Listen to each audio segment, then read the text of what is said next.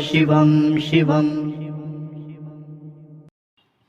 नमस्कार, आप सबका हमारे चैनल श्रीमद होम रेमेडीज पर स्वागत है। इस वीडियो में हम आपको बताने जा रहे हैं कि रामायण का कजाकिस्तान से क्या संबंध है। बहुत कम लोगों को पता है। कहीं कहीं उल्लेख राजस्थान का भी मिलता है। रामायण में एक प्रसंग आता है जब भगवान राम लंका जाने के लिए समुद्र से रास्ता मांगते हैं, उन्हें रास्ता नहीं मिलता है और फिर नाराज होकर राम अपना धनुष उठा लेते हैं। किस लिए? समुद्र को सुखाने के लिए। तो उन्होंने आग्नेयास्त्र, जिसमें शक्ति होती है कि वो पानी को सुखा दे, वो ब्रह्मास्त्र के बराबर काम करता है। वो ब्रह्मास्त्र से भी कम भी नहीं है। बहुत सारे लोग सोचते हैं कजाकिस्तान जो जगह है वहां की धरती भी लाल है। बहुत कम लोग जानते होंगे कि कजाकिस्तान का रामायण से कोई संबंध भी हो सकता है।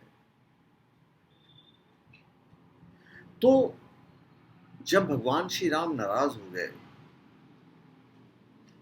क्योंकि उन्हें तो समुद्र क्रॉस करना था, समुद्र रास्ता दे नहीं रहे थे, तो अपना जो धनुष उतान देते हैं। अब समुद्र देवता डर जाते हैं। इतने में समुद्र देवता भागते हुए आते हैं और उन्होंने अपनी गलती के लिए क्षमा मांगा और बताया कि राम चाहें तो वानरों की सेना की सहायता से समुद्र पर लंका तक के लिए पुल बना सकते हैं। उन्होंने कहा कि नल और नील के पास ऐसी शक्ति है कि जब ये पत्थर डालेंगे तो पत्थर पानी में तैर जाएगा। तो भगवान श्री राम थोड़े से शांत हो जाते हैं, पर भगवान श्री राम कहते हैं कि मेरे सभी वान अमोघ हैं। जिस भी वान का एक बार संधान हो जाता है तो उसे कहीं ना कहीं तो छोड़ना ही पड़ता है। और समुद्र राज से ही कहते हैं कि अब तुम ये बताओ कि मैं इस वान को कहां पर छोड़ूं। तब समुद्र ने कहा कि यहां से उत्तर दिशा की ओर द्रुमकुल्य नाम का एक राज्य है, जहां के डाकू मेरे जल को दूषित करते हैं और उसका दुरुपयोग करते हैं। अतः अब वान उत्तर दिशा में छोड़ दो। तब श्री राम ने कहा कि इस वान में शक्ति बहुत तेज है। जहां भी ये वान गिरेगा वहां के सभी चराचर जीव नष्ट हो जाएंगे, वहां के सभी प्राणी और संसाधन भी नष्ट हो जाएंगे। तो फिर मैं वहां छोड़ तो दूंगा, और उसके बाद फिर वहां पे ये हालात होंगे। पर भगवान जो समुद्र के जो देवता हैं, उन्होंने कहा कि ये वही एक जगह है जहाँ पे आप ये वाहन चला सकते हैं, क्योंकि वहाँ के लोग जो हैं वो बुरी प्रवृत्ति के लोग हैं, हमारे जल का दुरुपयोग भी करते हैं। इसलिए आप अपने अस्त्र को, ब्रह्मास्त्र को या आग्नेयास्त्र जो भी उनके हाथ में था, छोड़कर उनका विनाश करते हैं। समुद्रदेव से उपाय जानकर भगवान श्री राम ने उन डाकुओं इत्यादि के विनाश के उद्देश्य से उस ओर ब्रह्मास्त्र ताना, या जो भी अग्न्यास्त्र था उनके हाथ में, और छोड़ देते हैं और संपूर्ण भूमि वहां पे मरुभूमि में परिवर्तित हो जाती है। भगवान श्री राम को पता था कि वहां न जाने जितने भी जानवर वगैरह होंगे वो सारे के सारे मारे जाएंगे, पर उनको ये करना पड़ता है। पर साथ में वरदान भी देते हैं कि वहां पे सुगंधित और दिव्य औषधियों का भी निर्माण होगा, जो वहां के जीव और जंतुओं के काम आएंगे। कहते हैं उसके बाद वो भूमि हमेशा के लिए मरुभूमि बन गई और वहां के समुद्र का जल भी सूख गया, और आज भी उस भूमि को हम रेगिस्तान कहते हैं, और कुछ लोग थार रेगिस्तान भी कहते हैं। कुछ लोगों का मानना है कि वो राजस्थान पे गिरा था।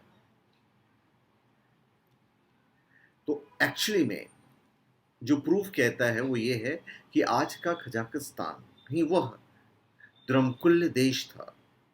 आज भी किजिल कुम दुनिया का 15वां सबसे बड़ा मरुस्थल है, और ये रेगिस्तान किजलुम कुम मरुस्थल के नाम से जाना जाता है, और जहां पर लोग बसे हैं, और वहां की मिट्टी आज भी लाल है। भगवान राम ने आशीर्वाद भी दिया था कि आने वाले समय में वहाँ की बहुत सी औषधियाँ निकलेगी जो मानव कल्याण के लिए बहुत उपयोगी साबित होगी। और यह स्थान औषधि गुणों से भरपूर है, और यहाँ पर जो भी वनस्पति मिलते हैं वो संसार में कहीं और नहीं मिलते हैं। जगह का थोड़ा सा मतभेद ज़रूर है। कुछ लोगों का ये मानना है कि भगवान राम ने वान आज के राजस्थान में चलाया था, लेकिन बहुत सारे इतिहासकार इस बात को नकारते हैं और तथ्य रखते हैं कि राजस्थान में ऐसी कोई भी औषधि के भंडार नहीं पाए जाते हैं जो रामायण में वर्णन की गई है। तो कजाकिस्तान की धरती में आज भी वो रेडियो एक्टिव गुण मिलते हैं जो ब्रह्मास्त्र या अग्न्यास्त्र जैसे प्रलयकारी अस्त्र का प्रमाण देते हैं। तो ये सबूत है। तो कजाकिस्तान का इस तरह से हमारे रामायण के साथ संबंध है। राजस्थान के अलावा बंगाल और उड़ीसा में वान गिरने के भी अनुमान लगाए जाते हैं। वहां भी 2 नदियां बहती हैं,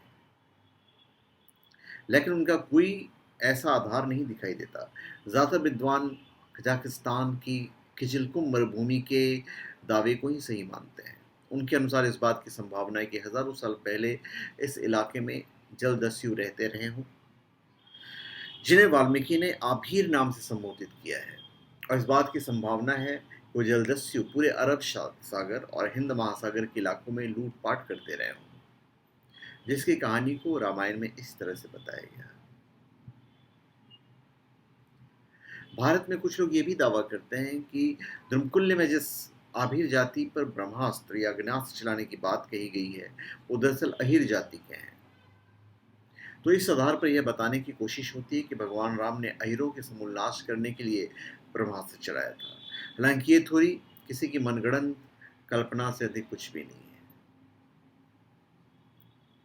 और किजिलकुम रेगिस्तान अपनी लाल रेत के लिए जाना जाता है। कहते हैं कि यहाँ की धरती में आज जो रेडियो एक्टिव गुण मिलते हैं वो ब्रह्मास्त्र यानी परमाणु विस्फोट की गवाही देते हैं। तो धन्यवाद। आप सबका हमारे चैनल पे स्वागत है। आप हमारे चैनल पे सब्सक्राइब करें और अपने कमेंट दीजिए।